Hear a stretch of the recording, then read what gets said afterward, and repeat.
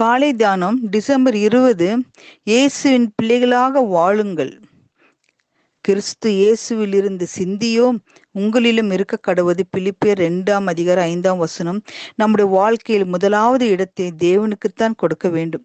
இயேசு சொன்னார், நீங்கள் என்னிடத்தில் அன்பாயிருந்தால் என் கற்பனைகளை கை கொள்ளுங்கள். மற்றவர்களை தன்னை நேசித்தது போல நேசிக்க வேண்டும். நீங்கள் ஒருவரில் ஒருவர் அன்புள்ளவர்களாயிருந்தால் அதனால் நீங்கள் என்னுடைய சீஷர்கள் என்று எல்லோரும் அறிந்து கொள்வார்கள் என்றார். இயேசு கிறிஸ்து நமக்காக பிறந்தார், நமக்காக வாழ்ந்தார், நமக்காக மரித்தார். அவர் நம்மை உண்மையாக நேசிக்கிறார். நம் பதிலுக்கு அவர் மீதும் அவரை அனுப்பின பரலோக பிதாவின் மீதும் அன்பை காட்ட வேண்டும்.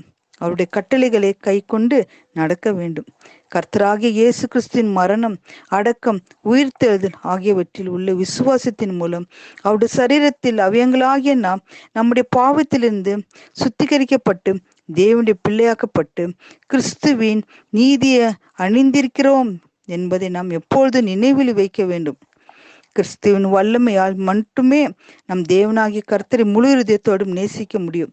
கிறிஸ்துவின் தியான இரத்தத்தால் கழுவப்பட்டு சுத்திகரிக்கப்பட்ட இதயத்தில் கிறிஸ்துவின் அன்பு பயத்தால் மட்டுமே கிறிஸ்துவை போன்ற அன்புடன் நாம் நேசிக்க முடியும். தேவ அன்பே அவருடைய அன்பில் இதயத்திலிருந்து நம் இதயத்தில் ஊற்றப்படுகிறது.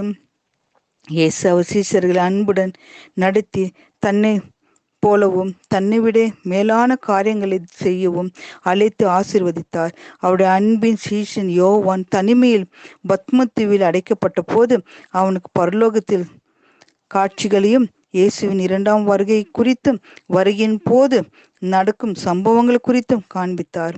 யோவான் தனித்து விடப்படவில்லை. இயேசுவின் அன்பை ருசித்து கொண்டு வாழ்ந்தான். பேதுருவின் நிழல் பட்டும் வார்த்தையாலும் சுகம் பெற்றார்கள்.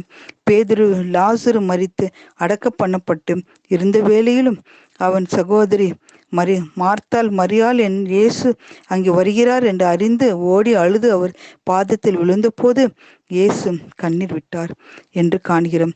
அவர் நம் கஷ்டத்திலும் சந்தோஷத்திலும் பங்கு பெற்று நம்மோடு இருக்கிற தேவன். பிதாவே, எங்கள் துன்பத்திலும் எங்கள் இன்பத்திலும் நீர் இடைப்படுகிறதற்காக உமக்கு நன்றி என்று சொல்லி ஜெபிப்போம். என் அன்பா நேசிக்கிற நல்ல தகப்பனே ராஜா, நீர் எங்களோடு அப்பா துன்பத்திலும் அப்பா இன்பத்திலும் அப்பா எங்களோடு இருந்து கர்த்தர் நீ வழி நடத்திருக்கிறப்பா. எப்படிப்பட்ட நாட்கள் இருந்தாலும் எங்களை தொட்டு ஆசீர்வத்தை பலப்படுத்துகிறேன். இது வாசிக்கிற பிள்ளைகளுக்கும் அப்பா அப்படிப்பட்ட ஸ்லாக்கியத்தை தந்து அவர்களை பலப்படுத்தி பாதுகாத்து ஆசீர்வதிக்க வேண்டும் என்று இயேசுவினை நாம் கேட்கும் பரமபிதாவே, ஆமேன்.